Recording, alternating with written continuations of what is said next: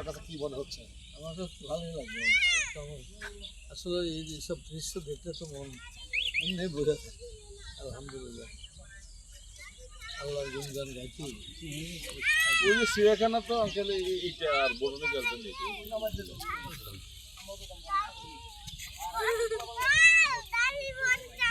কুয়াশা পড়ছে।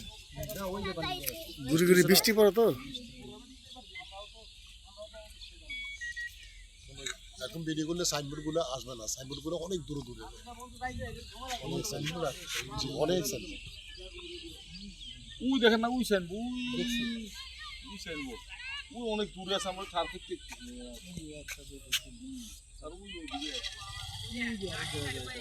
ওই এনে ওই ওই দেখছেন একটা ওই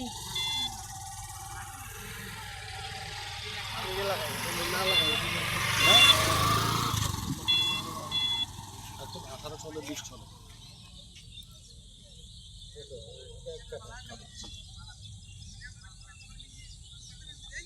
18-20 কি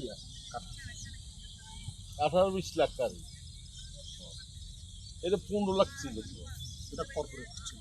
হ্যাঁ, কর্পোরেট নন এই ওইটারে আইনা ওনারা ইয়ে করে কর্পোরেটে ওখানে রাখো, নইলে কেন উনি করবে? কর্পোরেটে নিব কিনা এখন আগে তো নিবে না কেন? না আচ্ছা, আমি আজকে জানি সেটা সব কর্পোরেটে আনতে গেলে অনেক কিছু কিনা ধুয়ে দেন, পরে আমরা ছেড়ে দিলাম। মানে ভালো করে দেওয়া হচ্ছে।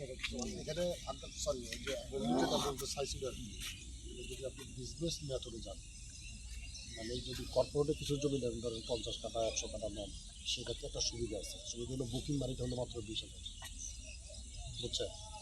ও এটা জি জি জি। এই ক্ষেত্রে কর্পোরেটে নিলে আপনি 6 মাস কিস্তি দেওয়া লাগবে না, 6 মাস পরে কিস্তি দিতে পারবেন, বুঝছেন? তো ও এটাই বুঝে চাইছিল আর কি আপনাকে, যদি আপনি 50 কাঠা বা 100 কাঠা নেন, ধরেন 6 মাস পর ব্রিজ হয়ে গেলে, এখন জমির দাম 18-20, ব্রিজ হয়ে গেলে জমির দাম হয়ে যাবে 50 লাখ, একদম কোনো সন্দেহ নাই।